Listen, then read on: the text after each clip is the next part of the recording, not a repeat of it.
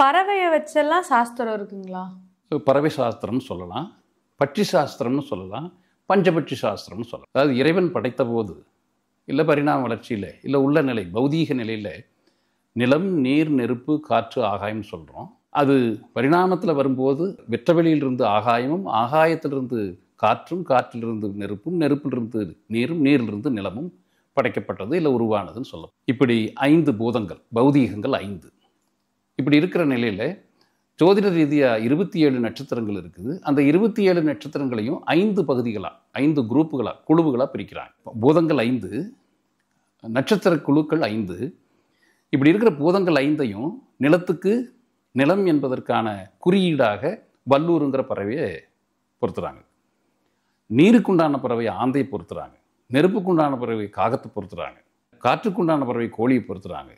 ஆகாயத்துக்குண்டான பறவை மயிலை பொறுத்திருக்காங்க. இப்படி 5 பறவைகளை பொறுத்திருக்காங்க.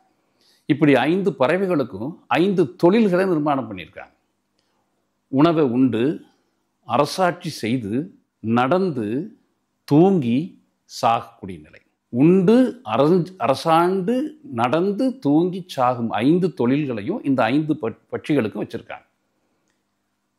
இந்த நிலையில் இரவு நேரத்தில் 5 ஜாமங்களாகவும், பகல் நேரத்தில் 5 ஜாமங்களாகும். அப்போ பகலில் 5 ஜாமம், இரவில் 5 ஜாமம், 5 தொழில்கள், 5 பட்சிகள், 5 நட்சத்திரங்கள், பஞ்சபூதங்கள் 5. இப்படி எல்லாவற்றுக்கும் கணக்கு வைத்து அதன் அடிப்படையில் காலத்தில் இன்னென்ன காலத்தில், அரசு காலத்தில் செய்தால் நிச்சய வெற்றி, தூங்கும் நேரத்தில், துயில் நேரத்தில் வச்சு செய்தோம்னா நிச்சயமாக அந்த தொழில் வெற்றியும் தோல்வியும் இல்லாமல் ஆயிரும், சாவு நேரத்தில் செய்தால் நிச்சயமாக அந்த தோல்வி கண்டுரும், அந்த தொழில் படுதோல்வி கண்டுருங்கிற அந்த சாஸ்திரம், அதுதான் பட்சி சாஸ்திரம்னு சொல்கிறோம். அதுதான் பஞ்சபட்சி சாஸ்திரமாக இருக்குது.